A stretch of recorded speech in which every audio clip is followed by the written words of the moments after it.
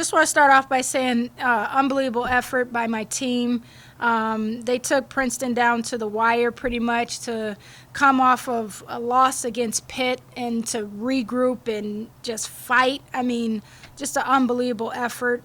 I think, the future is bright for our team, and it may not show in our wins and losses, but I know that the NEC is watching film and they know it's going to be competitive, and we're excited to start conference play.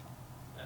So it seemed like players might have been happy to be back on the home floor. Shot it really well tonight. Season best field goal percentage on twos as well as on threes.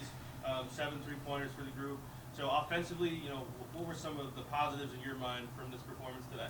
Yeah, at halftime we just talked about some adjustments of what we saw as far as like scoring inside so we can get some of those open looks on the outside, and I think they took that feedback to heart and were able to execute, especially in the third quarter where we came out and we were just hitting on all cylinders.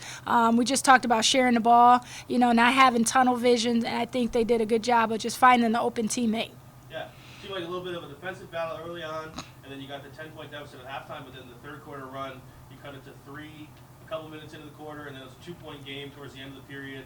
So in your mind, what was kind of the key to that third quarter run, and how did you guys come out of the locker room and build that momentum? Yeah, we just talked about just getting stops and getting scores, just getting stops and scores. It wasn't any, magic to it. I think we played hard, and we were able to, cut it and give them a run for their money for sure. I don't think that they thought that this was going to be as close a game as it was, and that's just a credit to the team for fighting. And they fought for 40 minutes, and I'm just super proud of their effort. Yeah.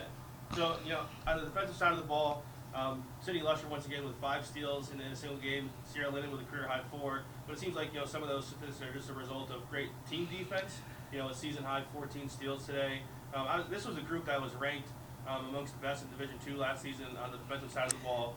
So what do you see from your group defensively, and what's the potential for this team on that side of the floor? Yeah, I mean, we talked about, pressuring the ball, and I think that came from Sierra and Sid pressuring the ball and being able to get those steals. A lot of that was disruptive where the ball was just floating in the air, and Toya was able to get steals. Sid was able to get steals on those floating passes. So I think that's going to help us carry over. I think they're understanding what they need to do defensively now. And, I mean, we've played a lot of top teams, and we've held them below their average. So just a credit to them for taking the feedback and moving forward. Yeah. So obviously this brings an end to a very difficult non-conference schedule with a lot of great experience, a lot of great close battles.